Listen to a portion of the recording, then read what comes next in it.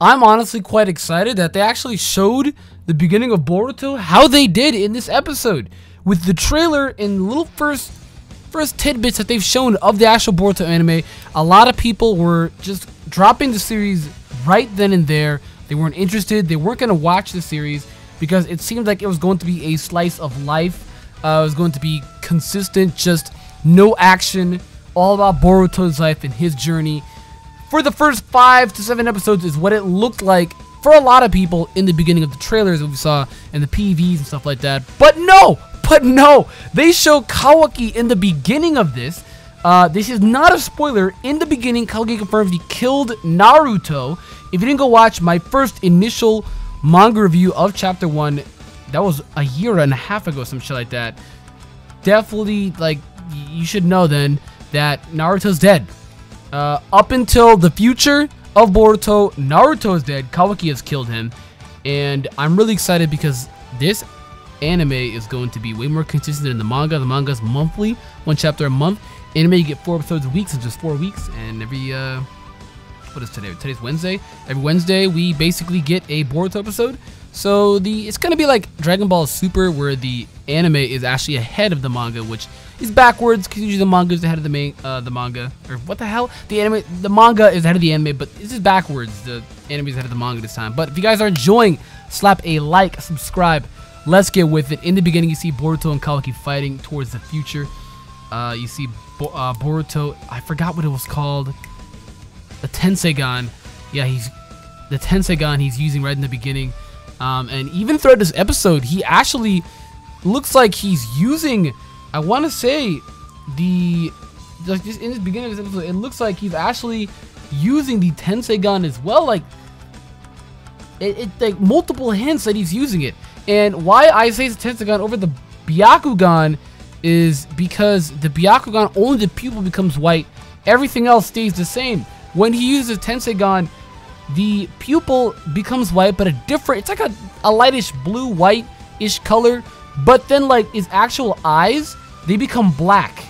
So he's like awakening it multiple times throughout this episode, sensing chakra, sensing like evil, you know, emitting from people's bodies, which you could tell from Denki, which is the son of the Kami Ramen shop, one of the largest companies. It's not the largest company throughout the entire Konoha, but it's really interesting how this is going out. Like, I'm like, what? This is really interesting because in the manga, what they did is after they showed this Kawaki fight with Boruto and Boruto and Kawaki, they just cut right to the movie and they just basically do a whole recap of the entire movie.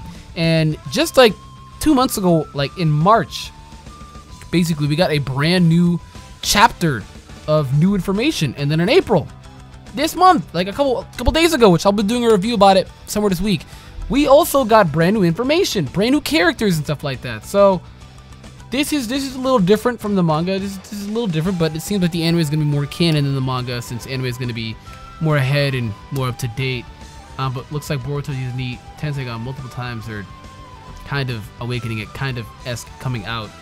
Meets a boy named Denki, though. I do like the beginning. You can see the character build that they have here, the relationship that they have with Shikadai and Boruto. Seems that they are really close friends, and I think it's funny because in the beginning of Naruto, Shikamaru could not stand Naruto, and Naruto couldn't stand Shikamaru. They hated each other, to where now Naruto and Shikamaru are the best of friends for life. And I think it's funny because Boruto and Shikadai, which is Shikamaru's son, straight from the get-go, they are really good friends. So little funny there. It's a little funny there. Also, the small time you've seen Sarada, she literally acts like Sasuke throughout this episode. She's very cocky. She acts like she's better than Boruto. But like in the movie, she's kind of like more like Sakura in a way. So, but even though she's both, so I mean, it's not wrong or anything. She's literally both. So that makes sense. But she's just acting like she's all hot shit. I mean, she is, let's be honest. But I mean, you should really read the manga, guys. Last 2 chapters, read that. It's brand new information. Oh, Sarada gets a glow. But a lot of good things that also happen in this episode. You see Boruto. You see that he really isn't a ninja here. He calls himself a ninja, but he really isn't a ninja here. Because number one, he hasn't gone through the academy, which is ceremony is happening for that the day after, which happens at the end of this episode. But you see exactly how he isn't a ninja. You see all of these flaws that he has. He can't properly aim a kunai. His shadow clones, yes, they are good, but he still hiccups sometimes. Where like he was in the train scene there. He did the shadow clone jutsu, but he slipped. He couldn't keep his form, and he almost fell off and died. But my man Denki was there. And as well as where he could have stopped that entire train scenario there with the kunai had he have landed it on the brakes off on the rails, but he missed. So a lot of things that he actually has flaws with when it comes to being a ninja. His core mechanics are lacking. Otherwise, he really seems like he's mastered the Shadow Clone Jutsu, which when you even saw when he used it against the bullies in the alley, they were quite shocked because they saw there was a ninja and that he used the Shadow Clone Jutsu, which is a Jonin level ninjutsu, mind you. It is a Jonin level ninjutsu, pretty high class ninjutsu to be able to use and master, and it seems like Boruto has definitely done that. So his father's genes are definitely looking good on him because Naruto did the same thing. I want to say like episode 1 or 2. In way early Naruto days, he basically jacked the scroll and also learned how to do the Shadow Clone Jutsu. When he sucked that Clone Jutsu, he basically mastered the Shadow Clone Jutsu. So that's something that he's definitely going through his father's footsteps as well.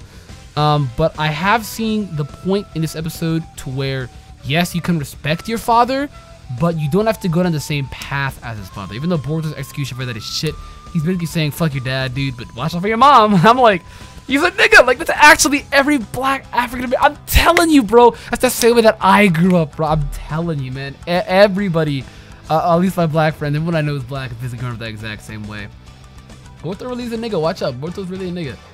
But I really just like that. He put up a good message there where it's just like, you shouldn't have to do everything that your father tells you. Yes, respect him. Yes, obviously, do the things that they tell you to do where it's like curfew and such like that and rules, but you don't have to go down the same lifestyle and the same path that they do. And I think that's why it's hinted so many times in this episode. It's Boruto's story, not Naruto's, and not Naruto's second season. It's Boruto and Boruto's story, which they're really trying to heighten that point here.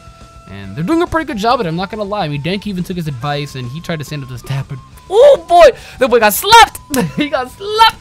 He got slapped up right in the face, dude. But his father is kind of peer pressuring him. I feel like a lot of strict parents do this to the children, which they should fucking stop. But he's got to become strong. And I don't know if we'll see much of him. I didn't really see Denki in the manga. So I'm not sure if we'll see much of him. He wasn't really in the manga, so just anime only. But I don't know how much of him we'll see throughout this anime. I mean, more along towards the end, he started hanging out with Choji's daughter. And I forgot her name. Choji's daughter and Sarada he kind of hang out with, and he's basically still being a tool because he's letting them copy of his homework. So Denki, what did you learn, my nigga? What did you learn, bro? You learned absolutely nothing. He learned nothing. But I am interested to see how far they go into with this Boruto vs Kawaki story. Even in the manga, I'm telling you right now, like chapter 13, some shit like that. 11, it's 11. We have not seen any news of Kawaki vs Boruto. This happened several years in the future. Hella years. Boruto's about 10 in this. Yeah, I want to say he's about 10. Similar to where Naruto was. He started off as a 10-year-old.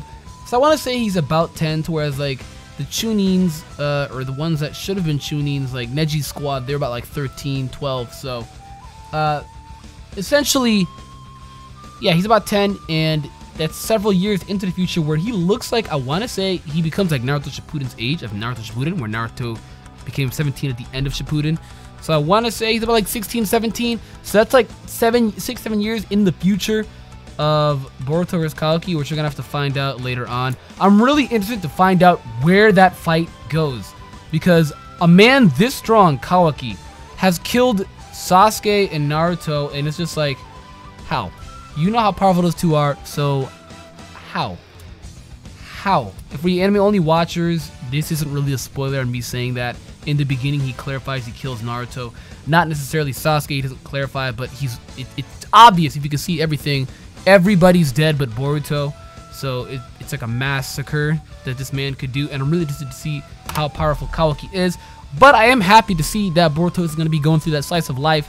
He's going to be going through the ceremony next episode and going through a bunch of these missions. And eventually, through the first 5 episodes, we should see the team New Generation 7 forming here of Boruto, Sarada, and Mitsuki.